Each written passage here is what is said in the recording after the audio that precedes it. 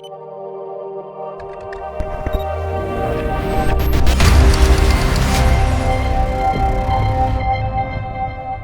what's up, guys? Dan Weinberger here, CEO of Morpheus.Network with another AMA. This one's a doozy. Thank you guys for the awesome questions as always. And as always, I'm sorry for being a little bit late with it, working on a million different awesome projects. So I hope you can forgive me. I thought I'd do this one a little bit differently for you guys and actually take it to the outdoors. I got a little fresh air at the same time as going over these awesome questions with you guys. So without further ado, let's get started with these questions. So from B8Z, one of my favorites. So, hey Dan, your roadmap says that your financial projections include up to 100 customers signed using the platform in 2021. You guys came up with that figure. Did you take into account the business that you would get from plug and play? It was 100 companies. That figure, the 100 companies and the financial projections and all that stuff is based on a professional business canvas, and these financial projections are based on qualitative data, qualitative and quantitative data as well. So yeah, we 100% did not take plug and play into account when those projections came out. Not the corporates, not the startups, not even the networks, so on and so forth. So to answer your question, no, we did not take that into account. So next question. Hey Dan, thanks for doing this time and time again. Of course, guys, can you describe in layman's terms what it means to be an official middleware reseller for GeoTab? Will this increase Morpheus.Network's APR? We eventually flow to master nodes, obviously having full access to hardware, boost functionality, so on and so forth. Okay, perfect. Yeah. If you guys know this or not, I'm going to state it anyways. GeoTab is one of the greatest telematics providers in the entire world. Working with them is amazing. Being a reseller of GeoTab's products automatically gives us access. It's amazing hardware, all these telematics devices, IoT devices. We have to track all these things on top of the data that GeoTab provides us as well. What it also provides our clients actually is also amazing new functionality through GeoTab, through our platform. Obviously providing that layer of blockchain as well, that DLT layer on all those pings to the system, all those pings to the network. So actually people leveraging Morpheus, leveraging GeoTab through Morpheus are getting even additional features on that as well. And when we're talking about APR and pings to the system, we're looking at SaaS-based fee structures. It's all about the amount of volume being used in the system. It's like a subscription to volume. So if a company signs up, leverages GeoTab through Morpheus, once again, they're pinging the system that much more. They're using that much more volume. Then yes, it would be increased fees, increased costs to use Morpheus, leveraging GeoTab through Morpheus and their telematics capabilities. So, great question. Level confusion, some confusion, as to what level of transaction would have to be seed network for maximums are required. Now, the number that was given, once again, I'm not a developer. I will mention, I've mentioned that before. And the number I was given is 1 million transactions per day. Now, that includes, many different parts of supply chain, whether that's an IoT ping, whether it's a delivery notification, various different notifications, all these different things that have to be hashed, different transactions. 1 million per day is the number that was given from the developers. We need help from the network from masternodes to secure the network. So, are you finding, this is from B8Z again, are you finding CEOs and decision makers of medium and large corporations receptive to Morpheus.Network to realize the blockchain technology supply chain of the future? Yeah, you know what, we really are. As time goes on, they're becoming more and more receptive. They understand that the future and what's the difference in the future is the change in technology. So, myself, Carl, Noam as well, going to all these different events and conferences. And what's great about it is, not only are we able to, state the obvious that the future is amazing different technologies, whether it's blockchain or IoT, so on and so forth, but we actually have a platform to show them how to leverage these amazing technologies. So, to say that they're more receptive in general, yes, but even pushes them that much further to be able to show them how to take advantage of these technologies nowadays. To really, revolutionize their business processes in general. So, and yeah, on top of it, obviously using our platform to get all these other great connections as well. Different shipping service providers we're connected to, machine learning centers as well, and document generation, digitalization in general. So, lots of great advantages, and we're definitely seeing a great reaction from small, medium enterprise as well as large. So. All right, next question from Huox. Hopefully I'm saying that properly, but More people in Telegram asking to show transactions taking place. A counter, nice to have. Yeah. It's nice to find contacts and transactions going through. Yeah, you know what? It's a great idea, and I don't disagree with that. Counter is a fun idea. Now, the thing is that I know what you guys want to see. You guys want to see heavy transactions through the platform, and that's what you want to monitor. You want to see all those transactions going through. And what we're working on right now, what we're doing, as you guys know, is building towards sustainable revenue. So do you guys want to see individual transactions of pilot projects and test transactions of our clients and so on and so forth? Possibly, but not probably. Probably we want to see this heavy transactional, sort of turnover. And I think a counter is a great idea, and at the right time we'll institute that as well. So thank you for that. I think some companies want a little bit of privacy on transactions, something like that.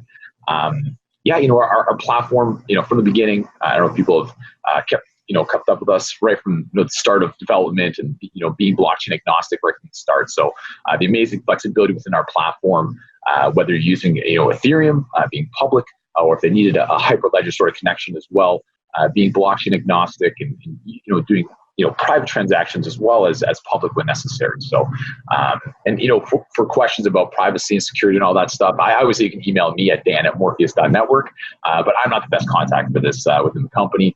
I would definitely email Noam. He's an expert when it comes to security and privacy and all that stuff as well. He's keeping up to date with the newest technologies within that from that realm. I know that last month Consensus released a paper on public-private blockchain interoperability called Atomic Cross-Chain Transaction Technology. Also last month, Ernst & Young, one of the big four, they open sourced their Nightfall technology, which enables private transactions atop the Ethereum blockchain using zero knowledge proofs. Once again, if you want to talk deeper about these things, once again, email Noam at Morpheus.Network. Great to have that conversation going as well. So, I will point out that what our platform does provide, whether it's public or private or so on and so forth, is not only these amazing features but benefits, right? So if the benefit requires privacy, then that is the technology we'll use. If the benefit that they require is visibility, then we'll institute the proper technology for visibility as well. So, but thank you, great question, of course. So, any news on new exchanges? I know you can't say too much, NDAs, so on and so forth. Every AMA, obviously, we get questions about exchanges, and we're definitely working on it. May not know, but we've had an issue in the past with a larger exchange. So getting on the right exchange at the right time is essential to us. And there are downsides to getting on the wrong exchange as well, obviously. So we've learned that. So right now, our definite focus, though, is getting towards a sustainable revenue and building, with our actual clients and partners and so on and so forth. So thank you for that. Hi, Dan. Referring to the module marketplace. This is from Yoda Pirate. Fantastic name, by the way. This is on the roadmap and agenda. Can you elaborate a bit more on what we can expect there, both from a client and provider's perspective? Also, Emerald Page token play role for fees, discounts, and module usage contracts. Great question. The module marketplace, we talked about it before because we're very excited about it. There's different perspectives you can look at that module marketplace. One thing we're working on is actually template modules to allow companies to come in and their specific processes be mapped out in the platform. So that's a template module within our marketplace. Individual needs for companies, I think that's amazing. Now, obviously, there's functionalities. Another way to look at it would be functionalities through API, through our partners, whether it be through SAP's marketplace, or IBM, or Geotab, and so on and so forth. We can provide API of our functionality on the back end where people are using an app on their, let's say on their ERP and leveraging Morpheus on the back end of it. So, and of course, within our own platform, our modules that you want to drag and drop in, adding more modules to that marketplace as well, connecting to Geotab's telematics system, various telematics processes that we can add to in any supply chain. And obviously, increasing geolocation abilities over time, and basically the road to having the functionality for almost any business to hop in there and optimize and automate what they're doing on a day-to-day basis. And Geotab, just to go back to them for a second, they give us so much functionality in telematics, road smoothness, and gas consumption, and triggers being recorded all over the place. So really great stuff. Geolocation triggers as well. So great stuff we can get with GeoTab and the module marketplace as well. So great question. Just the second half of that question, that yes, MRPH token on the back end of all these transactions has to be leveraged. Stuff is recorded on the blockchain, and yes, the token is leveraged on the back end of it. So I keep reading here. This is from Steve, another great community member, of course. I keep reading that Morpheus is middleware. Started reading into that. Middleware software lies between operating system applications running on it. Yep. Now we're getting both operating system applications in the revenue form. The benefit of connecting different applications. Has this middleware add value to processes? For me as a MRPH holder, most of the benefit to add as an MPH holder. Everyone likes to preface being a holder, and that's great. The token itself is a utility token to be leveraged in the platform itself. Middleware, right? Connecting all these amazing disjointed technologies out there. That is what Morpheus is. Morpheus.Network is a supply chain SaaS-based middleware platform. So if you look at all these, let's take a specific example, right? Let's say one company is running all their processes on Ethereum specifically, and that's their main chain. Everything they're doing is Ethereum, and they want to onboard someone new to their system, but that new sort of third party is not leveraging Ethereum. They're using Hyperledger, using the private blockchain Hyperledger. What would they need in order to communicate with each other is a middleware layer to translate, interpret all these different transactions between the two blockchains. And that's where Morpheus.Network lays in between these two blockchains, letting them communicate within each other. So within supply chain, that's one simple example of Ethereum and Hyperledger, but you can picture obviously, the various payment systems. The three major flows, which we love talking about in supply chain, of course, are the flow of documents, the flow of money, and the flow of the physical goods themselves.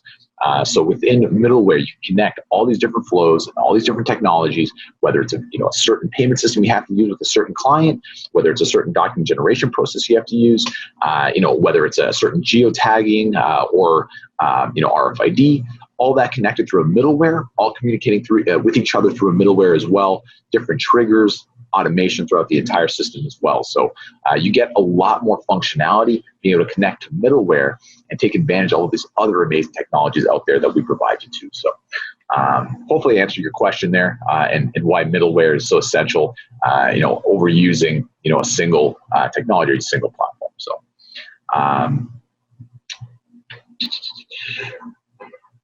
let's see your next question. I apologize here. At this point, MRPH, a lot of third parties are working for them.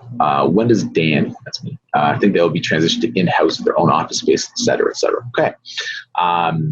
You know what? You call them third parties, but I've come very close to many of the people that I work with on a daily basis. I'm really happy with the team we put together, and regardless of third party or not, these are individuals, these are people. So to say you're going to hire someone in-house, who, let's say is an in-house person might not be the right individual. So I'm very happy with the team that we have right now. Are we growing? Most definitely. We actually just recently have a brand new hire, a business development hire, which we'll announce very shortly and give you some more details on that coming up. So yeah, lots of stuff going on. We do have more hires going on, and labeling someone a third party, in my opinion, doesn't necessarily describe the value they have to us. So, Dan, as your business grows and getting more clients on the platform, you guys find companies to test and pilot the platform through the business having a herd mentality. Yes and no. Saying that there's this herd of companies coming in, I wouldn't say it's necessarily accurate. Emerging technologies like blockchain and leveraging IoT, probably all that is not quite mainstream. So I don't think we have this mainstream herd coming in quite yet. The reason I'd say yes is because as we're piloting and showing these various proof of concepts to companies, we have that in our repertoire now, where we go to other companies and say, listen, this is your pain point. We've heard of this for this company. Here's a proof of concept for you. This is how it works exactly. So, as companies join on and as we're getting more pilots and more projects together, it's easier, for the next project, next company who's looking for fraud prevention or looking for secure access or looking for some sort of visibility and so on and so forth. So, lots of advantages as we grow to be able to grow even faster. So, Now the platform is live. How many companies have already signed up as customers? That's a great question. We actually had a backlog of 44 companies looking to try and use the platform right at the beginning of, I guess, the release, the end of March, beginning of April. Now, I will fill you in on a secret, though, when it comes to Morpheus.Network and the Blue release, the Blue platform release. Secret is that I feel over the next coming years, the vast majority of our revenue will come from our larger specialized projects that we have on the go. Now, I'm not saying that, SMEs, small and medium enterprises aren't essential, down the road as part of a roadmap using Morpheus.Network Blue and in the later releases as well, obviously as well. And there could be a time when those SMEs actually eclipse these larger enterprises, when it comes to our revenue that we're making, basically. So, but at the moment, we have these amazing, partners, large clients that we're putting together these projects for. And I just see over the next couple of years, at least, that's going to be the majority of our transactional revenue coming through those large partners who won't be using the general Morpheus.Network Blue platform release. They'll have a specialized version of the platform, of course. So what is the general time frame to customer pilots the platform to implement in the organization? It depends on so many different factors. Depends on the company itself. Depends on the pilot itself. Depends on the levels of decision makers within that company. And depends on the type of integration as well. It could take a matter of days if it's a very simple integration, a QR code for visibility, for example, or it could take years to months if you're revolutionizing an entire business from end to end and digging into their ERP systems and having visibility with IoT triggers all the way across the supply chain. It could take forever. So, I'm relatively new when it comes to enterprise transformations. That's why having partners on board with us, is such a huge asset. Partners like Blockchain Guru specifically, and John Trask, who has himself completed 57 transformations of companies valued at over $1 billion. So, comparing his experience with mine is night and day. And, when it comes to transformations, he knows sort of like that recipe, that secret sauce on how to get that done properly. So any major transformation, he'll say starts off with a 3-day discovery period.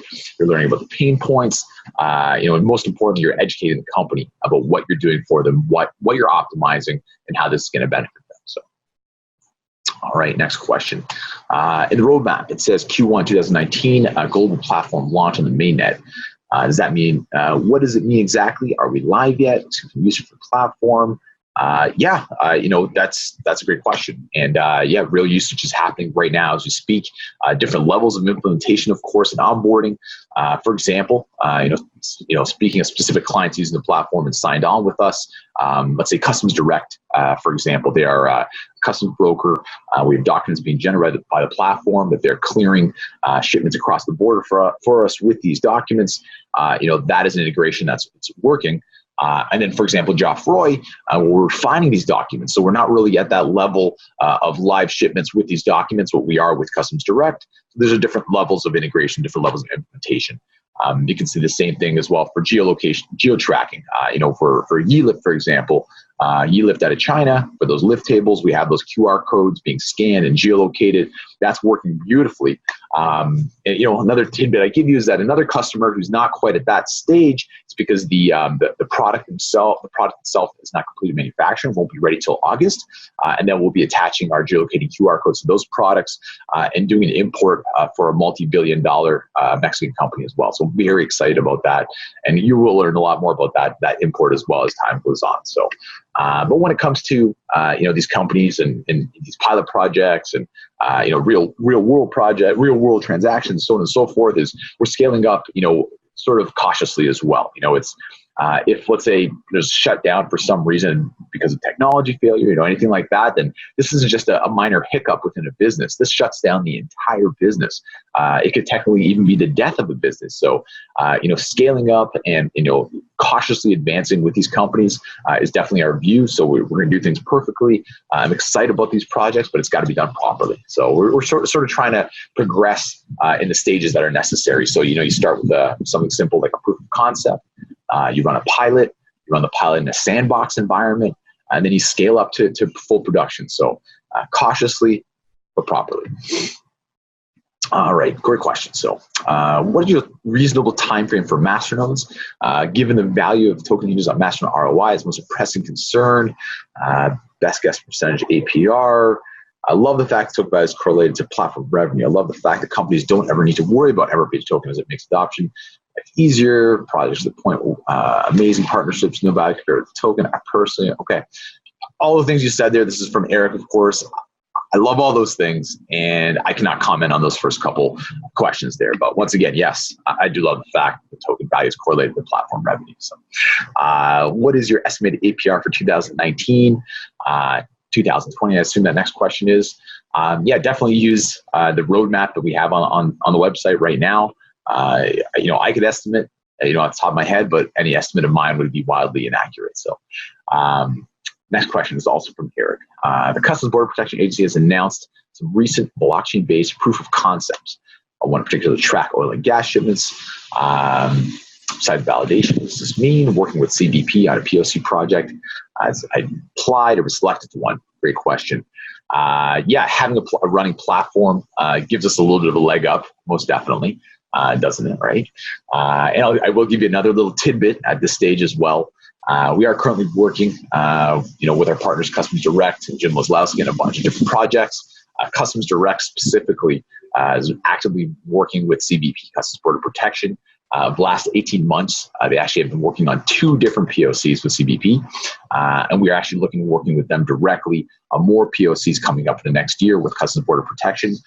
So once again, it's amazing having these partners, Jim Wozlowski and Customs Direct, one of our great ISVs that we're proud to work with. So as a MRPH coin holder, I would like to know specifically the following. How much money is left, the exact monthly expenditures, monthly cash flow burn, next round of funding, sustainable revenues. I think there's new funding less 36 months, return, 18-month lockup. Okay, all great questions, of course. And we do face these questions for every AMA and so on and so forth.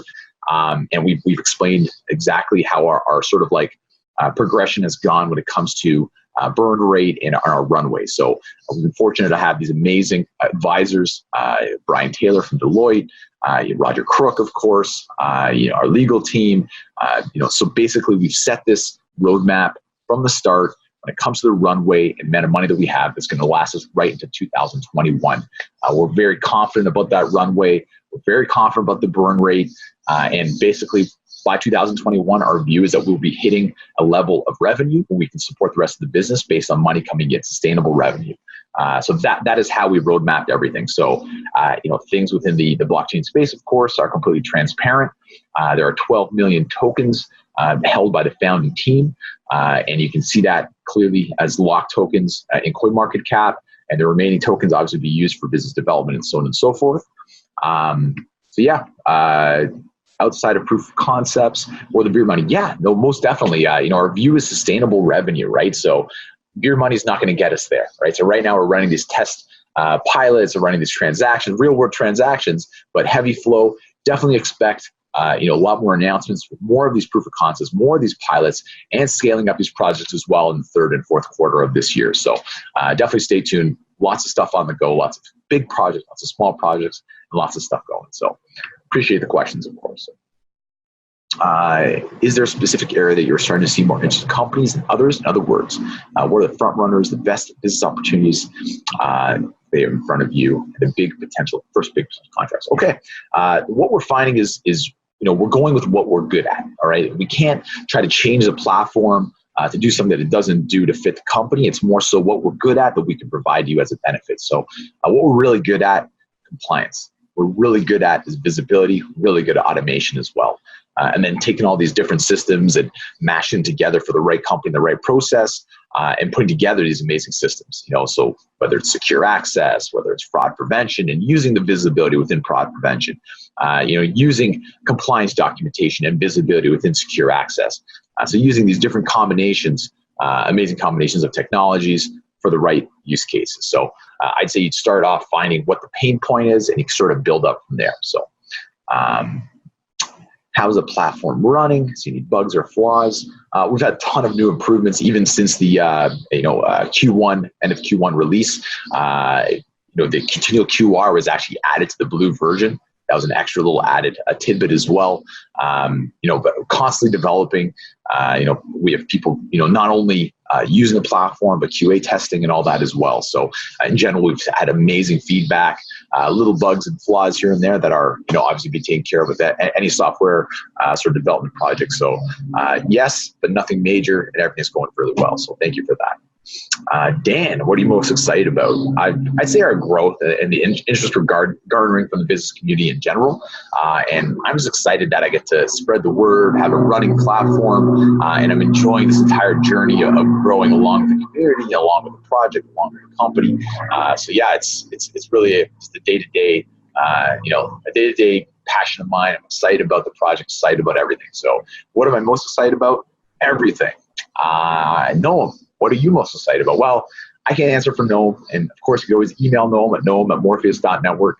If I had to guess what Noam is most excited about right now, I'd say it's the Toronto Raptors. So anyhow, great questions though. Hi, Dan. As you know, the community would love to get their hands dirty and refer business to the network. Is there any estimated time frame when the platform switches from pilot phase over? Yep. We kind of talked about that before. It goes through those phases of POC to pilot to testing and within a sandbox environment before major production and, before it's commercialized. So, once again, it depends on the project, depends on the company, depends on those decision makers and who's involved, right? So it is really project specific. So see here, hold on. I'd like to know all these partnerships Morpheus.Network is making. Is it working with Morpheus.Network? Is it a customer? Can you specify? Okay, great questions as well. Hard to replicate what you're doing in terms of someone tries to copy you, state your idea, okay, as middleware, all right. And distribution of Morpheus perhaps a bit worrying small investors, 50% of MRPHs in the top 10 accounts. Okay, great questions. And the partnership really depends on the partnership, right? So someone like a Geoffroy Group, they're definitely going to be leveraging Morpheus for a bunch of different features as well. Custom Direct, leveraging Morpheus as well when it comes to receiving those generated documents, so on and so forth. Access Pay, the partnership with Access Pay with their amazing pay system. We're leveraging Access Pay's award-winning payment processing technology through our platform. So they're not leveraging Morpheus, we're leveraging them. So it really is the partnership specifically. Now, what needs to be hashed on chain depends on the type of transactions. Certain cold chains require all those IoT pings to be hashed.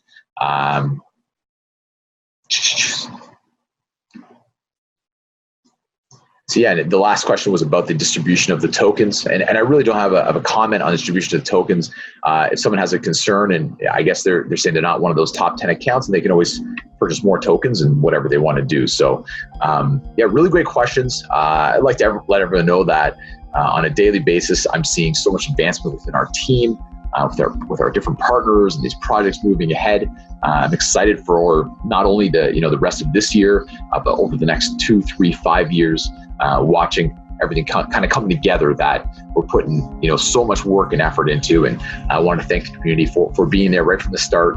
And as we continue to grow, I'll continue doing these AMAs, keep on asking the great questions, of course. And once again, everybody, thank you. Have a great day.